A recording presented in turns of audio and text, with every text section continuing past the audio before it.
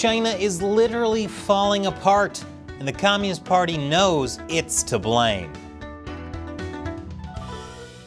Welcome to China Uncensored. I'm Chris Chappell. Made in China.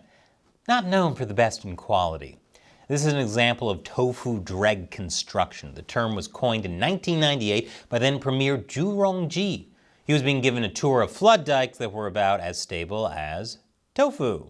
Not even tofu, the dregs that are left behind from making tofu. Really bad when you're talking about construction. If you thought that video was crazy, I've got a bunch more to show you that will blow your mind. I'm talking bricks crumbling in your hands. Stay tuned for that. But first I need to talk about why this is a thing.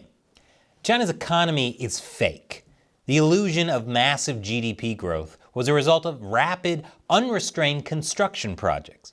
On paper, it looked like growth.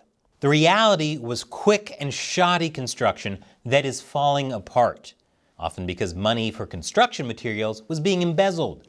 Also because working conditions in China suck. Construction crews have to work practically around the clock.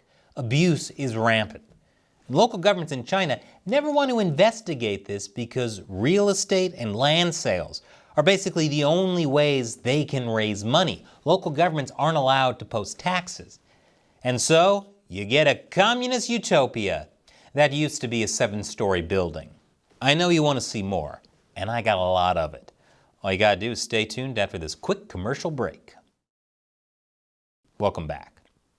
So it's really not a surprise that you have buildings and bridges and roads collapsing in China. The materials are crap. Here's a guy crumbling a pillar with his bare hands. Steel bars aren't much better. You should not be able to bend them in your hands or break them with a little hit. Even walls crumble at the slightest touch. And yeah, it's pretty common. Netizens all over China have put up videos where they discover that the very walls around them are crumbling. Here's a case of workers using liquor bottles instead of concrete.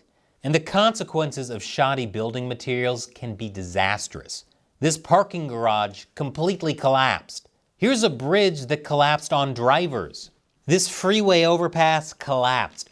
The government didn't blame shoddy construction, they blamed a truck that was driving on it. Because, I kid you not, they said he lacked the common sense to drive down the middle of the road.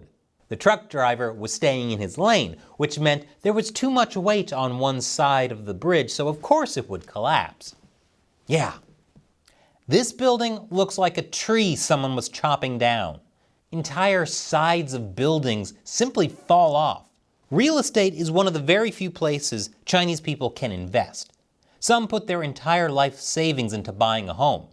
So when they discover that that brand new building is already crumbling with holes in the floor, that is a disaster. The Chinese Communist Party knows that tofu-dreg construction is a serious threat to their rule.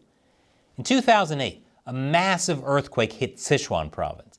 It was during the day when kids were in school.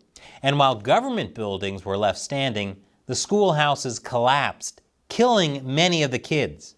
That was devastating in a country where families were only allowed one child. But the Chinese Communist Party can't fix the problem because corruption is endemic to the Chinese communist system. That's why well over a decade after the Sichuan earthquake, buildings continued to be made out of tofu. So maybe don't rely on Chinese labor to make American infrastructure. But while China builds low-quality junk on the cheap, at China Uncensored, we're dedicated to bringing you the highest quality content. That's why we rely on your support on Patreon. Join what I call the China Uncensored 50-cent army over at patreon.com/China Uncensored. All it takes is $1 an episode and you'll get to ask me questions I'll answer on the show. Today's question comes from Ian Pendleton. Is Ma Ying-jeou still active in Taiwanese politics? If so, does he still support closer relations to the CCP to this day, or has he wised up since his time in office? Excellent question. If you don't know, Ma Ying-jeou was the former president of Taiwan, and boy, did he push things closer with China. Under him, Taiwan became economically dependent on China, a problem that still exists to this day, despite the fact the CCP constantly threatens to invade Taiwan. So with all the constant military harassment, has Ma wised up? Of course not. In March of this year, he became the first leader of Taiwan ever to visit mainland China.